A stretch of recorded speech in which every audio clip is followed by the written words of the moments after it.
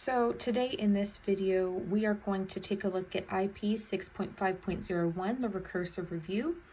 We did do this in class, but just in case you wanted to correct it for a higher grade or you are missing it, here is a video on how to go through it. These are the same ones that we went through in class, okay?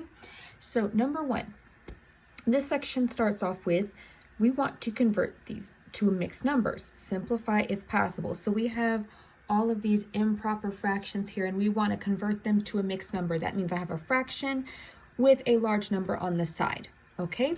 So what we're going to do is we are going to take 8 over 3 and we're going to actually divide it out. So whenever I have an improper fraction like this, remember the top goes in the house, the bottom stays outside, okay? So top goes in the house, bottom goes outside, like this, okay? So here's your step 1, here's your step 2, okay? So when I do that, I need to figure out how many times can 3 go into 8? Well, I have 3 times 1, that's 3. 3 times 2, that's 6. 3 times 3, that's 9. But 9 goes over 8, so the most I can go is 2. Okay, so then I multiply them. 3 times 2, well, that's 6. And then I subtract. 8 minus 6, that's 2. Okay, and now here I am done. You do not move forward and make a decimal or do anything like that because we want to keep it as a fraction. So your step 3 is going to be, I need a whole number, I need a numerator, and I need a denominator. Okay, the first thing we're going to find is the whole number. The whole number will be up here. Okay, so here's your whole number. So I'm going to put that large 2 right here. Okay, that's very ugly too, I do apologize. Now, second, we're going to need a fraction. My numerator is going to be my remainder. My denominator is going to be what I had in total. Okay, so here's what I have in total, 3. These are the pieces I'm splitting them up into, 3s. Okay, so then that's going to be my denominator here. So basically, I just kept the same denominator. Y'all know I love my arrows. Okay, and voila, you're done. Yeah? So use that same thing. If in case this part is a fraction, but it's not simplified, please make sure you simplify it. Okay? That's all you're doing for 1 through 3. Numbers 4 through 6, you're going to convert to improper fractions.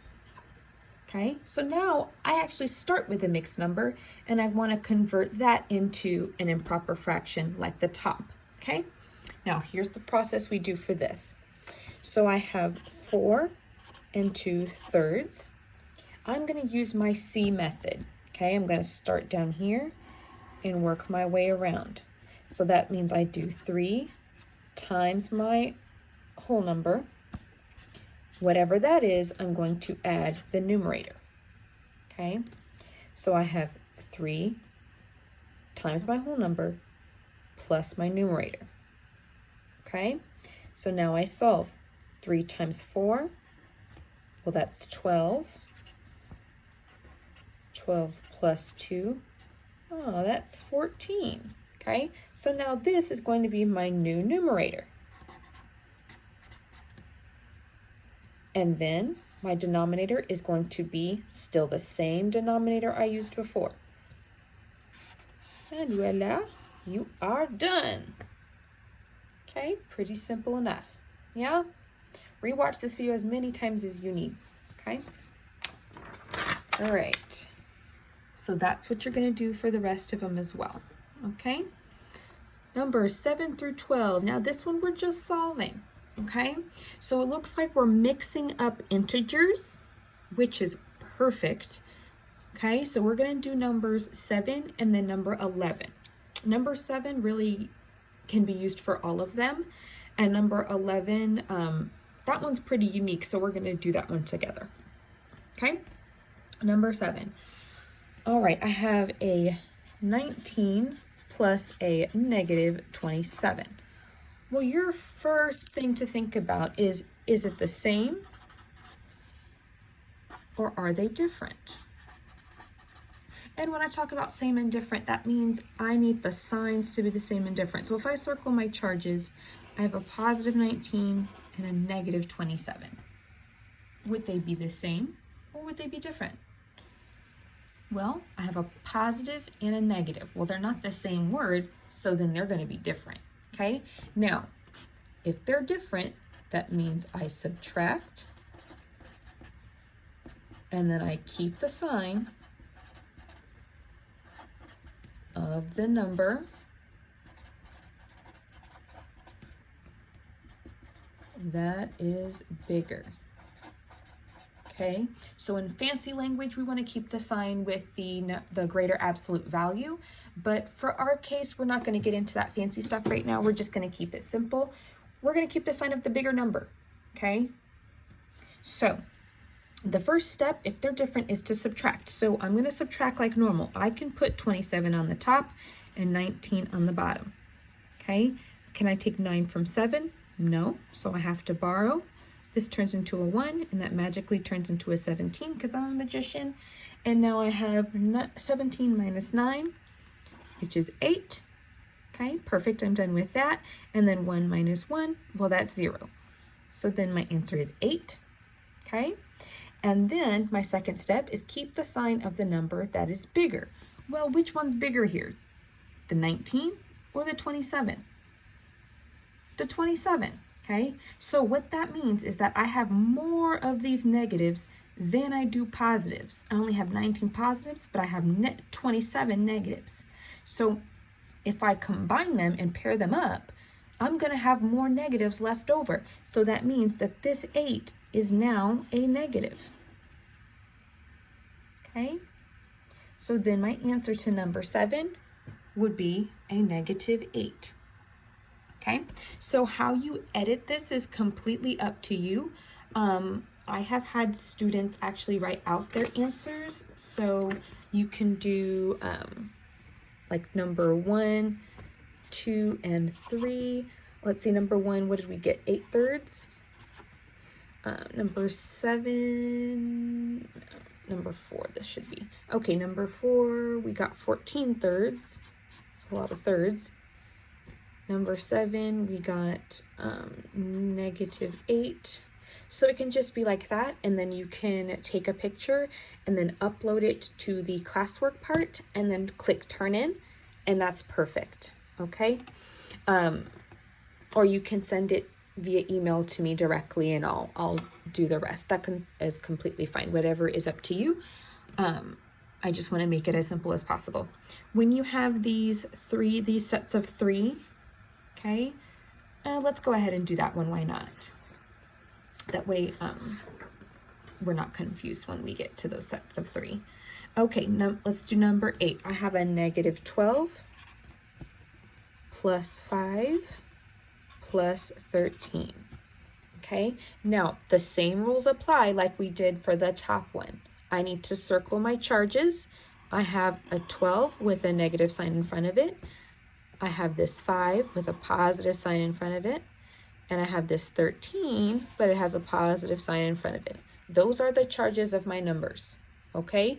So that means I have 12 negatives combined with 5 positives combined with 13 positives, okay? Now, you can do this one of 2 ways. You can combine these 2 positives and then work your way from there, or you can do it 2 at a time, okay? Both equal the same thing. So I'm going to start it with the first way. I have 12 negatives combined with 5 positives. Ignoring this part over here. Is that the same or different? Well, you're right, they're different, okay? So that means I use those rules. Subtract, keep the sign of the number that is bigger. So I have 12 minus 5. And what's that? 7? Yep. Okay, 7. And then which one's bigger, 12 or 5? Well, 12 is bigger, okay? I'm ignoring the negative part, but 12 is bigger. and I have more of the negative 12 than I do of the positive 5. So then my answer should be a negative 7. Okay, now I bring down the plus 13, and I repeat that same process. Again, I have a negative 7 and a positive 13. They are different, so then I keep these. I subtract, keep the sign of the number that's bigger. So I have 13 minus 7, that's 6. Okay, and which one do I have more of? The negatives or the positives? I have more positives, so then my answer, sorry, I don't know what that is, should be a positive 6. Okay, so on your answer document, whatever you have for it, I'm going to put a positive 6. You can just put the number 6 or plus 6, does not matter to me, as long as whatever you feel comfortable with. Okay? All right, now the last one for this section is going to be number 11. Now this one looks a little wonky because look at where the negatives are. Okay, so here I have 52 minus a negative 30. Now, whenever I have two negatives super close together like this to where it makes like a little artsy face, I'm going to change those to a positive. Okay, now the reason why is because this has an imaginary 1, and so that would be multiplying a negative 1 times a negative 30. Okay, which would equal, well, a positive 30. So it's basically the same thing. That's why we just kind of change it. So I now have 52 plus a positive 30, okay? And that's just adding. So I have 5, 6, 7, 8. That makes it 8. And then 2 plus 0, that is 2. And then voila, here is my answer, 82. Okay, so on my answer document, I would have 11, 82. Okay. All right, that's numbers 1 through 12.